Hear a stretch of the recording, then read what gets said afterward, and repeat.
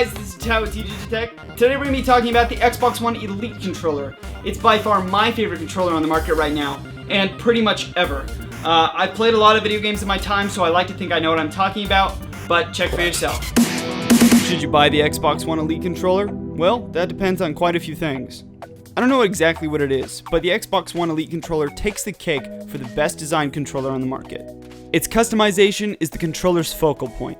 The Elite ships with a set of magnetized interchangeable thumbsticks and swappable D-pad adapters, including a concaved and domed variety, and also tall or short alterations of the thumbsticks. Even though there's been a lot of discrepancy over the tall thumbsticks, however, since I play a lot of first-person shooters, they are indeed an incredible amount of help. I seriously mean it.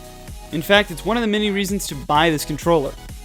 Typically, I have my left joystick at a short length, but keep the right one tall for incredibly accurate precision shooting. My setup is ideal for first-person shooters, as there's not much advantage having these on during Minecraft or other puzzle games. But then again, it's all about the preference. Now, the customization options don't stop with the hardware. There's an app that gives you the chance to completely rebind every button's function, aside from the menu and options buttons. Say you want the digital shoulder buttons to perform the trigger duties, although I'm not quite sure how that would improve your gameplay. However, at $150, this controller is way expensive, but you probably already know that. However, I can't complain a whole lot because even if this controller was $300, I would still 100% buy it. Now, let's get to the biggest problem, and that is its sensitivity.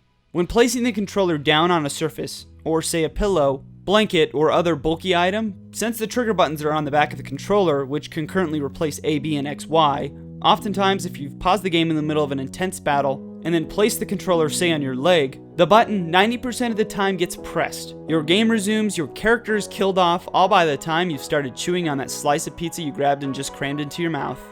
Come on! Also, I'm not quite sure why Microsoft didn't include a rechargeable battery within the controller. After all, they did spend over $1 million to design it.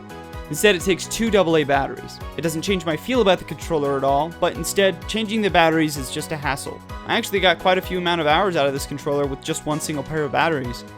Not that it's really that big of a problem. If you want, you can buy third-party rechargeable batteries or a docking station that comes with the battery, and use that for your controller as an alternative. Now, one thing that balances out both of these negatives are the trigger buttons, which are completely awesome. Depending on your gameplay and speed, with the switch of a button, you can actually turn your trigger button's shooting time nearly in half as it becomes a trigger burst. It makes for quick and fluid gameplay without having to fully press all the way down on the trigger, especially while quick scoping your targets on Call of Duty. With that said, I will say that there are some games you wouldn't want to use the trigger burst mode on, specifically the Halo series, where there are weapons that you simply have to just charge up by holding down the trigger button. Can't get around that. Final thoughts. Pick up this controller as soon as it gets in stock. Or if you are like me and you want to upgrade your overall Xbox One experience, consider buying the Xbox One Elite console, which comes with the Elite controller. You can check out my full unboxing of the Xbox One Elite console here, where I go over quite a bit of information.